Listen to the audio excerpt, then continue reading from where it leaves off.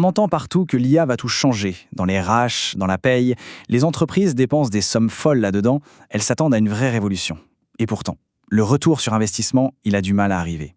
Alors la question, c'est pourquoi? Qu'est-ce qui coince?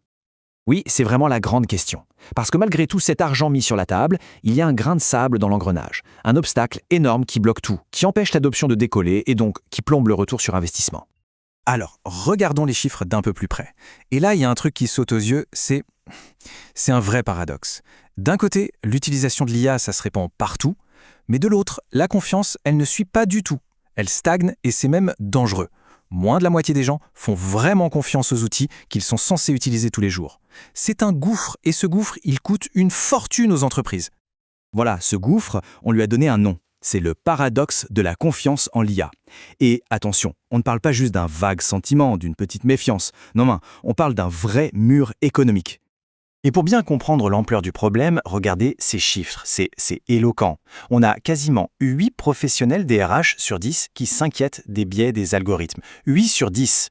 Et pour couronner le tout, on retrouve notre chiffre de tout à l'heure, moins de la moitié des utilisateurs font confiance à ces outils. Ce n'est plus un voyant qui clignote, là c'est carrément une sirène d'alarme qui hurle. Et la conséquence de tout ça, elle est hyper simple en fait. Quand on n'a pas confiance dans un outil, eh bien, soit on ne l'utilise pas, soit on le contourne, soit on l'utilise mal. Et dans tous les cas, l'investissement de départ part littéralement en fumée.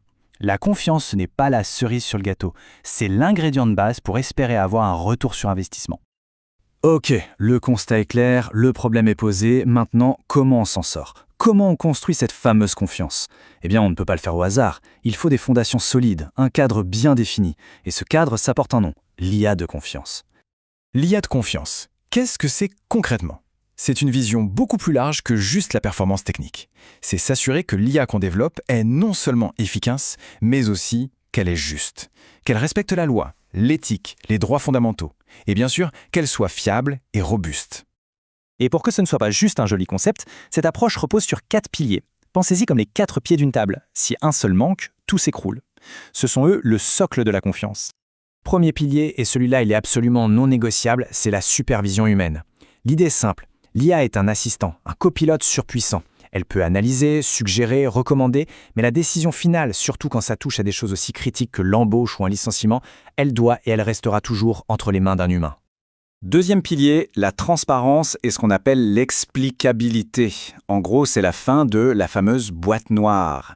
On doit pouvoir ouvrir le capot et comprendre pourquoi l'IA nous propose tel ou tel résultat. C'est la seule façon de pouvoir vérifier, de pouvoir dire « Attends, je ne suis pas d'accord » et au final, de faire confiance. Troisième pilier, crucial, l'équité.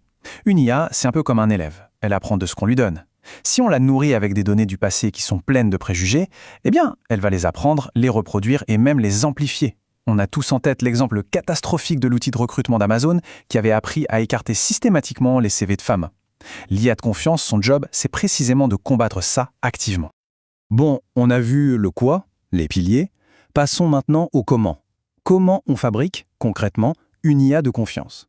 L'idée maîtresse, c'est une approche qu'on appelle la compliance by design, en bon français, la conformité dès la conception. Et ce schéma l'explique très bien. L'ancienne méthode, c'était un peu de la bricole, on construit tout et à la toute fin, on se dit « Ah, au fait, est-ce que c'est conforme ?» C'est réactif, c'est lent, ça coûte une blinde en correction. La nouvelle approche, la conformité dès la conception, c'est tout l'inverse. On intègre ces questions de confiance, d'éthique, de loi, dès la première ligne de code. C'est proactif, c'est efficace et le résultat est infiniment plus solide. Et attention, ce n'est plus juste une bonne idée ou une meilleure pratique. Aujourd'hui, avec l'arrivée de l'EACT en Europe, la donne a changé. La plupart des systèmes d'IA pour les RH et la paye sont classés à haut risque. Ça veut dire que cette approche de conformité dès le départ, ce n'est plus une option. C'est devenu une obligation légale. Ok, assez de théorie. Voyons à quoi ça ressemble en vrai, dans la vie de tous les jours d'un pro des RH ou de la paye. On va prendre un premier exemple, un classique, le recrutement. C'est un domaine où les biais, même inconscients, peuvent faire d'énormes dégâts. Regardez la différence. À gauche, l'IA boîte noire vous crache un score, 68%. Super. Et on en fait quoi de ça? Rien, c'est opaque, c'est inutile. À droite, l'IA de confiance. Elle dit recommander à 85%. Et surtout, elle explique pourquoi. Parce que cette personne a 3 expériences en gestion de projet, elle est certifiée en Python, etc. D'un seul coup, le recruteur a des éléments concrets pour prendre une décision éclairée. Allez, deuxième exemple, on passe à la paye. Là, c'est un autre monde. L'enjeu, c'est la précision absolue. La moindre erreur peut coûter très, très cher. Et on retrouve le même schéma. L'alerte vague, anomalie détectée. Ok, merci, mais ça n'aide pas beaucoup. Il va falloir passer des heures à chercher. L'alerte de l'IA de confiance, elle, est précise. Anomalie, le taux de cotisation retraite est de 4,5%, il devrait être de 4,7% à partir de telle date. Là, c'est limpide. Le gestionnaire sait exactement quoi faire, où et pourquoi. C'est un gain de temps phénoménal. On arrive à la fin et on va boucler la boucle. On a commencé en se demandant pourquoi le retour sur investissement de l'IA n'était pas au rendez-vous. Eh bien, maintenant, je pense que la réponse est claire. La confiance, ce n'est pas une dépense, c'est le meilleur investissement qu'on puisse faire.